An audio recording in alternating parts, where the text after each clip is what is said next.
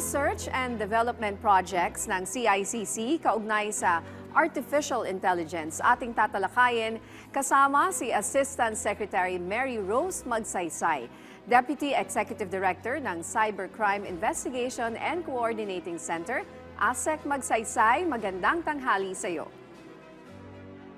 At magandang tanghali sa inyo, Ninya. At ang lahat na nanonood ngayong umaga pa ba? Tanghali Hapon na. Yes. Nag-lunch ka na ba, ASEC? Tanghali na, okay. Nakapag-lunch ka na ba? Hindi pa. Pare-pareho po tayo. Trabaho muna. Dahil ngayon po, tinututukan ninyo. Yes. Ito po nga, artificial intelligence po para sa digital forensics at intelligence gathering. Unang ano po itong digital forensics? Can you elaborate on this, ASEC, at saka yung specific contributions ng CICC sa inyong partisipasyon sa Scientific Working Group on Digital Evidence na isang US-based organization? Okay. So, alam natin na napakaraming cybercrimes. At paano natin malulutas ang isang cybercrime ay iipunin natin ang mga ebidensya, okay, digital evidences na nagpapatunay na may nangyaring cybercrime. Ano ho itong mga ito? Yung mga screenshots, yung mga emails, yung mga tawagan sa telepono, yung mga logs sa computer at telepono na nakikita na may mga nangyayari sa certain times of the day and certain hours of the night, ganyan, no? So, lahat ng mga bagay na ito, iniipon natin to at ito po ay bumubuo ng what you call a group of digital evidences. Now, yung digital evidences, napaka-importanting malaman ng mga tao na ito yung iipunin ninyo, hindi yung pagka ho kayo tumawag sa, mayroon ho kaming complaint center, dial 1326. Na pag tumawag ho kayo doon, hindi ho sapat na isasalaysay lang ninyo ang mga pangyayari. Hihingi sa inyo ng mga kapatunayan na nangyari ang krimen na yon. Screenshot na nanakawan kayo ng pera, may umutang, hindi nagbayad, nagbabayad sa inyo ng isang item, tapos hindi yun, yung mga conversations niyo, pwede ho i-screenshot yan. Yan po ay isang digital evidence. Litrato ng may namamatay, nanakawan o tumatakbong magnanakaw, taong pumasok at tumabas sa mga bahay, nakukuha sa mga cameras, digital evidence po yan. Ako po, nasa isang ahensya po ako, pagka meron hong gustong malaman ng ang aming boss kung paano namin ginagamit ang emails namin dahil pag-aari ng gobyerno yung computer at yung emails, pwede nilang buksan yan at pag kinuha nila ang laman yan, ang tawag dyan, digital evidences. Paano ba ito nakukuha? Mini-mirror ho o ini-extract ng CICC ang mga digital evidences na ito or binibigay nyo sa amin at ito'y papatunayan naming totoo. At kung ito'y totoo, iniipon namin to at mayroon na po kayo magagamit para magkaroon kayo ng matibay na kaso against doon sa gumawa sa inyo ng krimen. So, yan ang digital evidence. Ngayon, ang pagsiyasat ng mga digital evidences na kinukuha natin sa mga sa iba't ibang mga lugar, sa mga nagtatago ng data natin, kagaya ng SIM card nyo, nakakapag-save po dyan ng data, SD card, yung mga thumb drives, yung mga data facility sa buong mundo, ang cloud, ang computer nyo, ang RAM, marami yung napagkukunan ang mga nag-iimbestiga ng digital evidences. Ngayon, ito po ay importanteng na ibibigay nyo sa tamang ahensya kasi pagka ang humawak po ng ebidensyang to ay wala ho siyang mandatong humawak niyan, nasisira po ang chain of custody. May humawak na hindi ho siya dapat humawak. Therefore, natatapon po yung digital evidence. Ngayon, ano ang pagpak ng AI ngayon sa pagsuri natin ng mga digital evidences? Dahil sa dami po ng cybercrimes po ngayon, tens of thousands happening in a day, no? Minabuti na po ng CICC na imbis na bili po ng mga platforms at mga programs na sisiyasat kung ito po ay tunay, tama, lalo na yung mga OSAIC, di ba? Yung mga Yung mga lalaki na nagagalit sa babae, papadala nila yung picture ng girlfriend nila na nakajubad-jubad. Okay, digital evidence po yun against that person na gumawa sa inyo ng ganyang kababalaghan, no? Ang tawag namin dyan, yan yung mga crimes against women, no? Pagbata, crimes against women and children. At yung pong mga OSAIC cases, lahat po yan. Kailangan po natin na magkaroon po ng R&D para hindi ho tayo subscribe sa mahal na plataforma na gawa rin po sa ibang bansa. Tayo na rin po ang mismong nag-develop nito dito sa Pilipinas. Kaya po tayo nag-R&D para makatipid tayo at makadami tayo at saka magawa natin to ng mas mabilis. Ayun. Kaya tayo may R&D sa CICC. Kasi hindi po sapat na bili ng bili. Nasasayang ang pera ng gobyerno. Yun po.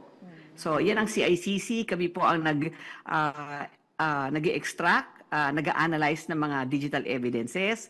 At kami po ang nagdadala nito sa DOJ, kinukumpuni namin, sinasubmit namin. Tapos, pagka may hearing, kami rin po yung nagpapatunay na yung mga ebidensyang yun ay totoo o hindi. Ayun. Asek, ano naman po yung So that's challenges? digital evidences. Yes po. Asek, ano po yung Challenges. opo, na kinakaharap ng CICC sa pag-integrate po ng AI technology sa digital forensics, lalo na po sa transparency at bias algorithms nito? Paano nyo po ito ina-address? Okay. So kaya tayo ngayon nag-R&D kasi ang napapansin po namin, pagka kami po ay bumili ng platform sa ibang bansa para siyasat ng mga ebidensya, yung mga taong gumawa po nito, hindi po mga Pilipino. Therefore, definitely yung mga ethical standards sila naiiba sa atin. Okay? Meron silang mga biases, no? Kagaya ng pagsiyasat kung may isang batang nakahubad o isang tao nakahubad, hindi ho yan napipick up ng AI na ang gumawa po ay puti. Pag lana tayo at medyo may kulay tayo, brown tayo, di ba? So nahihirapan. So ito yung mga bagay-bagay na challenges na nakita namin sa mga binibili namin na platforms. Hindi siya, kumbaga, akma sa mga digital evidences na napuproduce natin dito sa Pilipinas.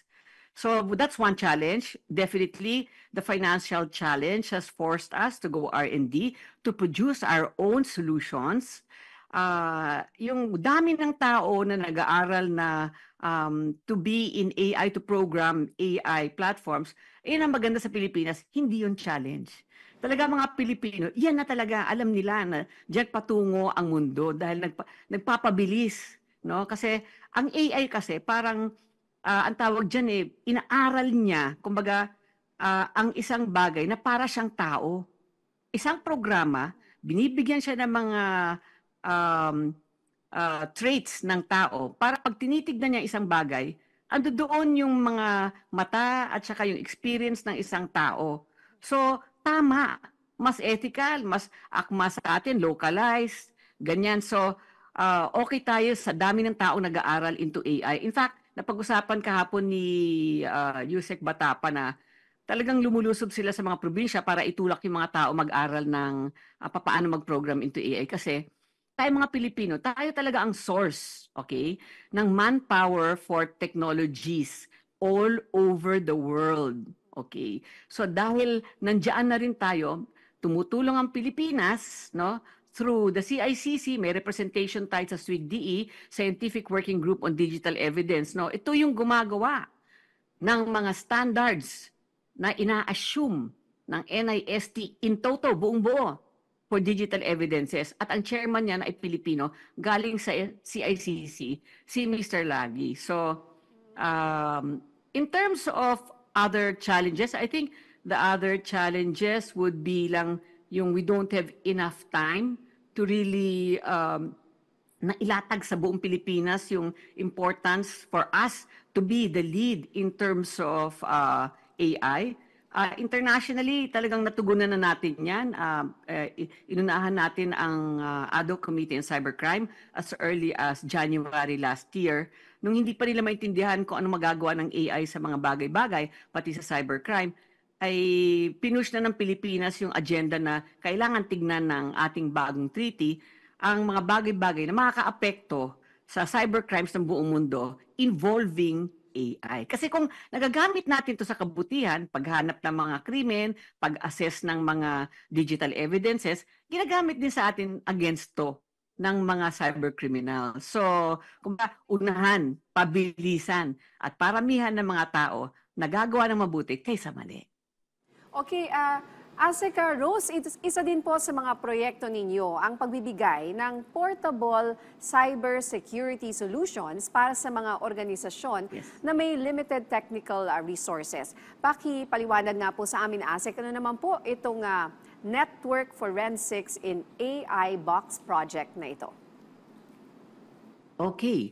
So yung Network Forensics in an AI Box natin, kasi nakita namin sa sinusuportahan tayo ng United States, pinaaral tayo, pinapakita nila kung paano nila mag-solve ng cybercrime. And makikita mo na isang tao lang na may kakayanan ng lahat ng tools for digital forensics, nasa isang lugar lang, nasa isang box lang. Kumbaga, yung mga kotse ng mga pulis, pagka nilagay nila yung telephone number ng magnanakaw doon, hahanapin kagad kung nasaan, nag-geolocate ka agad. Oh, that is actually AI who is doing that, no? Tapos noon, hinahanap na kung sino yung tao. So, all these things, no, even to find out the personality that might be involved in the crime can be done in one single dashboard in a car being used by one person. So, hindi lang kumbaga organisasyon. Tinutulungan natin na maparami itong ganito at saka mas mapamura, kaya nga dinedevelop natin with BNILD, no? DOST ang magpopondo nito, ibibigay sa BNILD yung funding, sila ang gumagawa ng study, and then CICC ang makikinabang doon sa study na yon. So, ang lumalabas sa amin after the research and development funded by the DOST to BNILD, yung mga resulta, yung mga impormasyon at yung platform na maaring magawa, no? Actually, halfway na tayo dyan. Ang CICC has already created its world's first digital forensics manual powered by AI. So, ginamit natin si GPT on that. And there are other initiatives na ginagawa namin na I'm not discussing, pero ang maganda niyan, sabi ko ang gagaling ng mga Pilipino, ang gagaling ng mga tech natin sa CICC is we are front and center of all this creation of AI from the standards with the SWIG-DE kasi headed by a Filipino, ang chairman ng AI for Digital Forensics in SWIG-DE, ang pagsali natin sa ISO para yung mga kasi wala pa ring standards doon, so ipapasok din natin yon yung standards on digital forensics, no, para ethical kumbaga, no, malalaman natin kung yung mga nakukuha natin mga ebidensya, tunay ba talaga, at saka nagawa ito sa tamang paraan o kung maling paraan, masistensyahan natin kung sino yung gumagawa nun. So, and also, all of these things comes up na ang end product niya is meron tayong kakayanan in a box. Kumbaga parang nandoon lahat ng kailangan ng mga kapulisan natin. Eventually, hindi na kailangan pupunta pa sa lab, dadalhin lahat doon. Yun na po process na lahat. So, we're on that stage na to help the government solve cybercrimes. Okay po, all right. Maraming salamat po sa inyong oras. Assistant Secretary Mary Rose Magsaysay, Deputy Executive Director ng Cybercrime Investigation and Coordinating Center.